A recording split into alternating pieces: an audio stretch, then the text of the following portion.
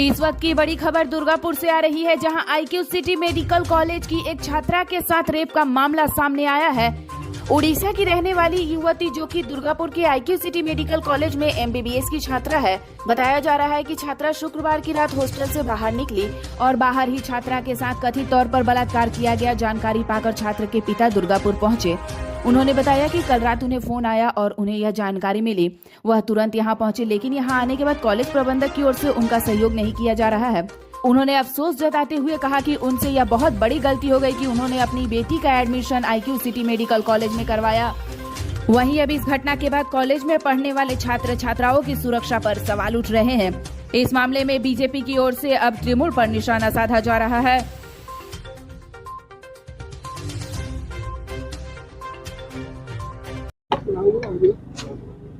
বলছি খুবই দুঃখজনক ঘটনা। আপনি খবর পেয়েছেন, কটায় খবর পেলেন? রাত্রি 10টার সময়।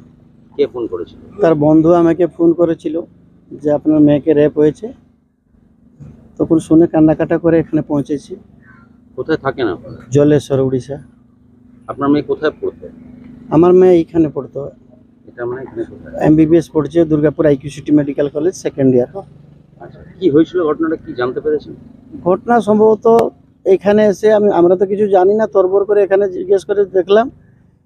এখানে 9:30-9টার মধ্যে একজন ছেলে, ওদের নামটা কি ওয়াসিম খান নাকি ওয়াসওয়ালিয়া, ও বললো গুপচুপ খাবো, চলো দেখি সেদিকে ভুলে ওকে নিয়ে গেছে। কোন দিকে?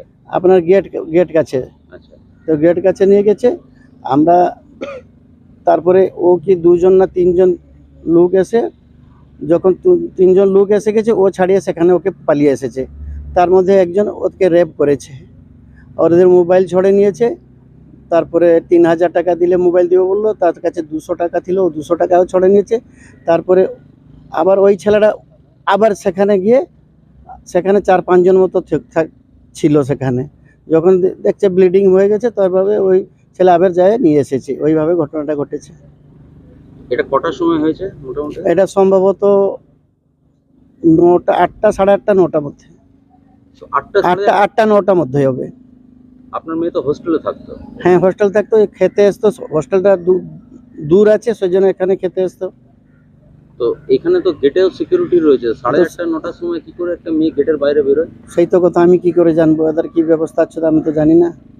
মানে কোথাও কি সিকিউরিটির ল্যাক আছে? হ্যাঁ, ল্যাক তো থাকতেই পারে, নাহলে একটা মেয়ে বেড়ে যেত, অত তো রুখতে পারতো, ওরা থাকতে পারতো। হ্যাঁ, কি বললে? বলছি যে ছেলেটার সঙ্গে গিয়েছিল সেটা কে হয়? ছেলেটা তার ক্লাস ফ্রেন্ড হয়। ও কি কোনো রকম ভাবে জড়িত আছে এই ঘটনায়? আমি কি করে জানবো? ও তো নিয়ে গেছে এইভাবে, সম্ভবত এই ছেলেটা জড়িত আছে। আচ্ছা, আর মানে আপনার মেয়ের এটা কোন ইয়ার চলছে? এমবিবিএস সেকেন্ড ইয়ার চলছে। কোথাও কি মনে হচ্ছে যে কলেজের একটা নিরাপত্তা গাফিলতি? নিরাপত্তা তো নেই। আমি যখন আসি কিছু সাপোর্ট আমাকে নেই, যাও ভগবান কৃপায় ওই বন্ধুগুলো আসে আমাকে বিশাল সাপোর্ট করেছে। কিছু রেসপন্স, যে এখানে একটা ঘটনা ঘটেছে, কিছু নেই, কিছু গুরুত্ব নেই। আমি যদি যেতেও ছাড়ছে না, সব দিকে পুরা বন্ধ, কিছু প্রোটেস্ট এখানে নেই। হ্যাঁ, চাপা তো চেষ্টাই করছে ওরা। বন্ধুগুলো যদি না থাকতো আমাকে তো মেরে দিত। আমারও জীবন প্রতি সিকিউরিটি নেই, যা দেখলাম এখানে সিস্টেম কিছু নেই, নো রেসপন্স। একটা গার্ডিয়ান আসছে, অত বড় করে সংবেদনশীল ঘটনা ঘটেছে, একটু রেসপন্স থাকতো, কিছু না ভাই। যাও, আমার ভাইগুলো এসে একটু হেল্প করেছে। দেখা যাচ্ছে কান্নাকাটা। ভর্তি আছে? ওরা ভর্তি করেছে রে, অভিনয় আইসিইউ নিয়ে গেছে রে, অভিনয়। আর আপনাকে ঢুকতেও দিচ্ছে না ভালো করে? না, কলেজ কর্তৃপক্ষ কোনো কথা বলেছে? কিছু আমার সঙ্গে কিছু কথা, রেসপন্স কিছু নেই। সেটা কি মনে করছেন যে এই কলেজে দিয়ে আপনার বিশাল ভুল। আমাদের উড়িষ্যাতে হলো এখন অ্যাকশন হয়ে যেত, কিছু নেই। ভগবান বিচার করে। পুলিশ এসেছিল? কি লেখে নিল সেগুলো ফর্মালিটি, সেগুলো আমি কিছু নেই সেগুলোর। কখন এসেছিল পুলিশ? আমরা 6টা 6:30 অবধি পৌঁছেছি।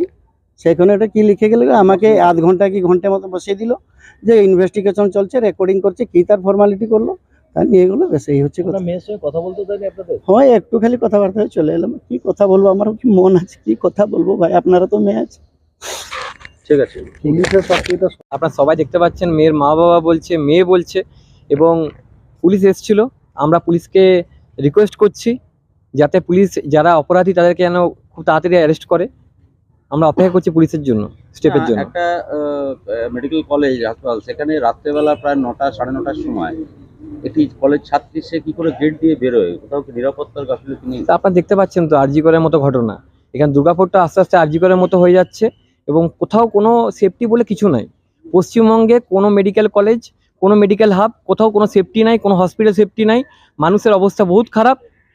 প্রত্যেকটা দায়ী হচ্ছে আমাদের মুখ্যমন্ত্রী মমতা বন্দ্যোপাধ্যায়, এবং 2026-এ এদের যে গদি চেঞ্জ হবে সেটা বুঝতেই পারছেন আপনারা। কলেজ ক্যাম্পাস থেকে রাত্রি 9টার সময় একটি মেয়ে বেরোয় কি করে বাইরে কলেজের হোস্টেলে? কলেজের মধ্যে তো কোনো রকম ভাবে কোনো সেফটিই নাই। এখানে যখন তখন মেয়েরা বেরোতে পারছে, যখন তখন মেয়েরা যেতে পারছে। এটা এখানে আজকে এত বড় একটা ঘটনা ঘটলো বলে আপনারা জানতে পারলেন, না জানতেই পারতেন না। তাছাড়াও আপনারা দেখবেন 12টা, 12:30, 1টা পর্যন্ত মেয়েরা বাইরে ঘুরে বেড়ায়। কোনো মানে এই হসপিটাল, মেডিকেল জায়গা কোনোভাবে কোনো কিছু সেফটি নাই। আর মেয়েদের তো কোনো সেফটি নাই এই রাজ্যে। কি হয়েছে শুনেছেন এখানে? এখানে শুনতে পেয়েছি এখানে সেকেন্ড ইয়ারের মেয়েটি এখানে তার একটা বয়ফ্রেন্ডের সঙ্গে গেছিলো, এবং পরবর্তীকালে সেই ছেলে, ওখানকার যে লোকাল ছেলে, সেখানকার লোকাল ছেলেরা এসে মেয়েটিকে প্রথমে বলে যে টাকা দিতে পারে না মেয়েটি, এবং পরবর্তীকালে বলে যে মোবাইলটা দিয়ে যেতে। এবং সেখানে যে 5 জন মতন ছেলে ছিল, তার মধ্যে একটা ছেলে মেয়েটাকে মলেস্ট করেছে এবং রেপ করেছে।